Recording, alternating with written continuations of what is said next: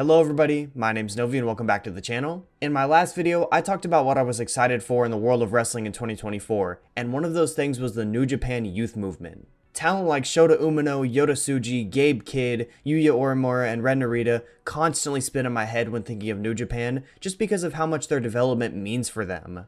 A lot is riding on turning these guys into bona fide stars, and 2024 feels like the defining year for the youth movement as a whole. Before we get into it, leave a like on the video and subscribe to the channel for videos every single Saturday just talking graps. I think it's best we start by talking about the booking because I feel like that's the main issue right now. It seems like as singles guys at least, New Japan is hesitant to push any of them up the card even when the moment seems perfect to do so. Say for example the Shota Umino vs Will Ospreay match for the IWGP United States Heavyweight Championship from a few months back. The story in that match was perfect too, with Shota fighting non-stop, never backing down no matter how many times he would get rocked, all leading to Shota's inner Death Rider fire coming out to a level we haven't seen before, capped off by his mentor Jon Moxley coming out, making you immediately think of what that match would look like with this belt on the line. All of this meshing together to create a seemingly perfect scene for a title swap, and then they just play it safe and Ospreay retains. While I can kind of understand the decision given it was Ospreay's final few months at New Japan and what would end up happening with Finlay, I still can't help but remember this result as the biggest missed opportunity to turn one of these young guys into a real star, especially given the fact that Ospreay was leaving. Thinking about this match again really caused me to reflect about how these young guys' careers have really been defined by these missed opportunities,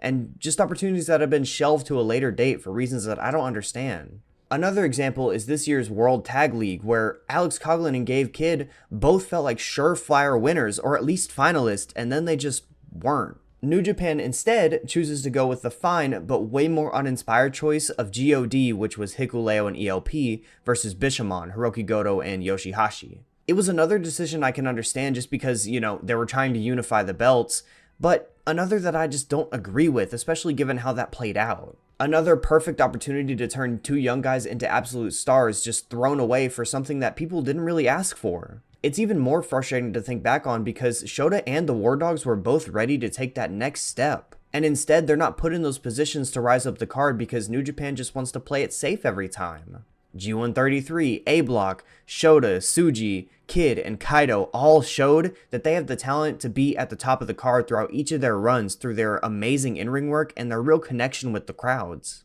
Some of those main events where it was just combinations of those four guys were out of this world to me, and sadly that building block never felt like it was capitalized on, which leads me to my next point. When it comes down to it, the G133 was not necessarily bad for any of these guys, but it wasn't perfect, and that's where the main issue of booking comes and rears its ugly head again. The people who advanced out of that A block full of all those names that I mentioned were one Sonata, because of course he's the world champion, and the one I questioned, Hikuleo.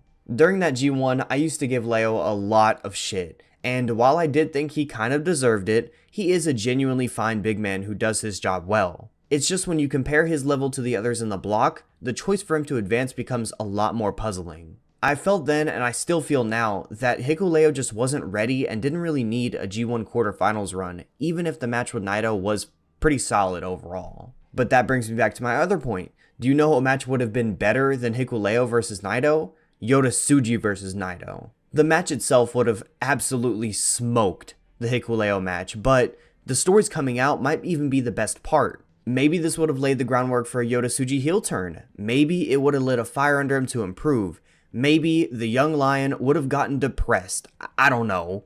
But I do know that it would have been better than Hikuleo not having a single singles match since the Naito match and just going and teaming with ELP, which no hate to El Phantasmo, but I mean, come on. G133 did a lot of things well, I thought, and I really had fun watching it. But there were those certain moments like this one that, talking about it again, feel like missed opportunities. With that being said, I do think that this year's G1, G134, has a ton riding on it when it comes to the futures of all of these guys' careers. For some of the younger guys like Kosei Fujita or Yuya Uemura, it's just about them making it in the thing, so they're not the ones that I'm talking about. I'm talking about those guys that I keep coming back to: Shota, Tsuji, Kidd, Kiyomiya, and Narita.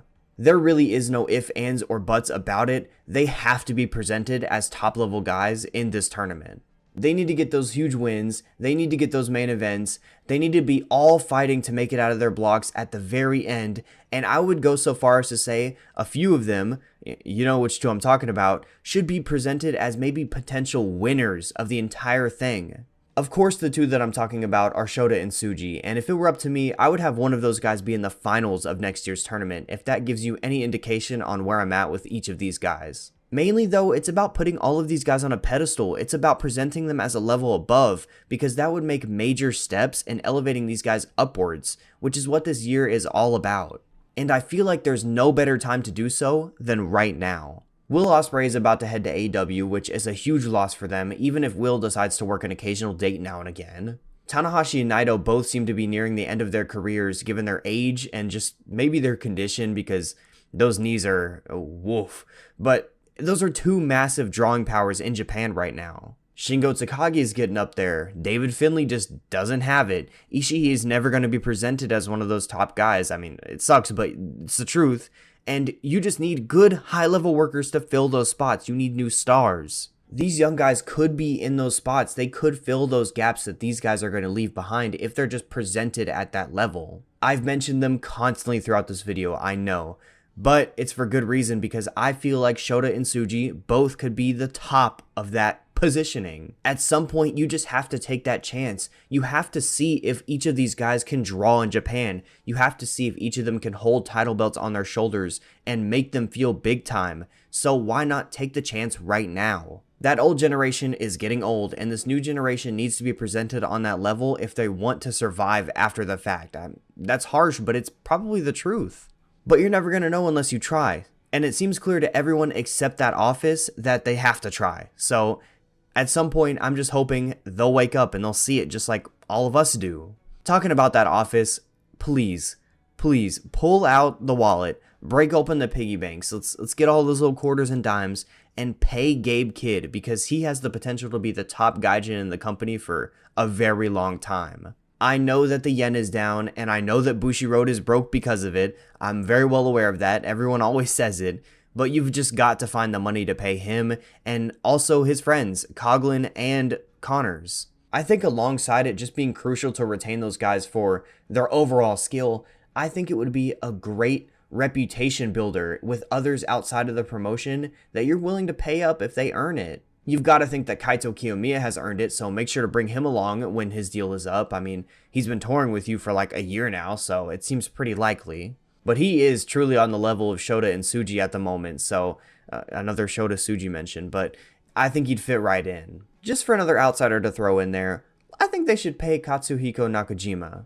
He's probably the biggest free agent in Japan that they could sign right now. His matches are stellar. He got All Japan's first 5-star match in fucking 2 decades, and is only 35, which is somehow not very old in wrestling years. He would slot right in as a main eventer in New Japan, so I think that they need to give him the bag, and I hope he comes along too, alongside Kaito in 2024. But to wrap this all together, I think that New Japan has a stacked young talent group to work with, and in 2024, I want them to be used to their full potential. Plenty of good showcases in 2023. It was, show them to the world and let them be known that these guys are up next. But right now, I need a step beyond that. Main eventing big shows, tournament wins, championships, it should all be on the horizon for majority of these young guys. If it's not, I don't know when it will be, because this year feels like the perfect year to do so. And if they do decide to hold off for another year on pushing these guys up, I feel like that might genuinely be catastrophic for the company as a whole,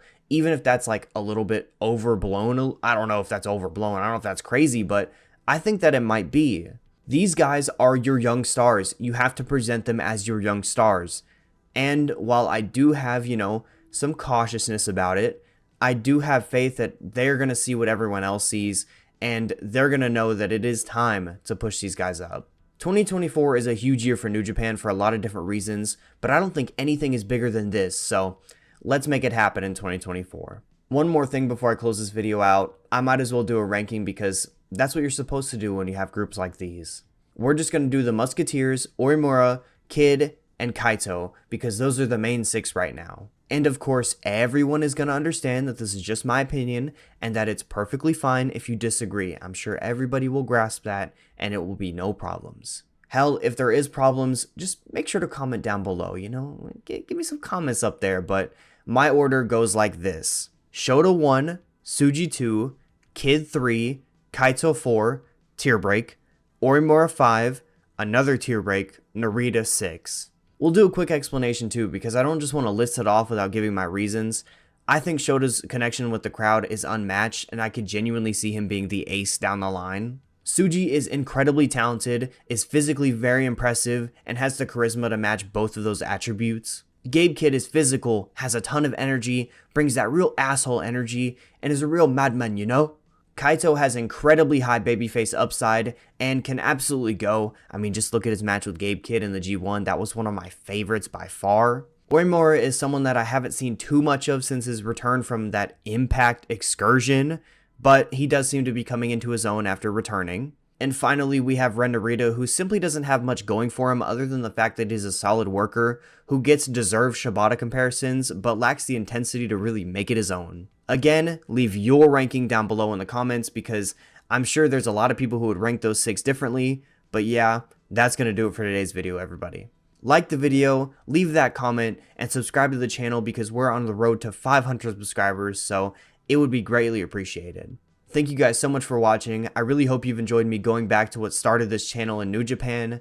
And yeah, it's been Novi. Much love.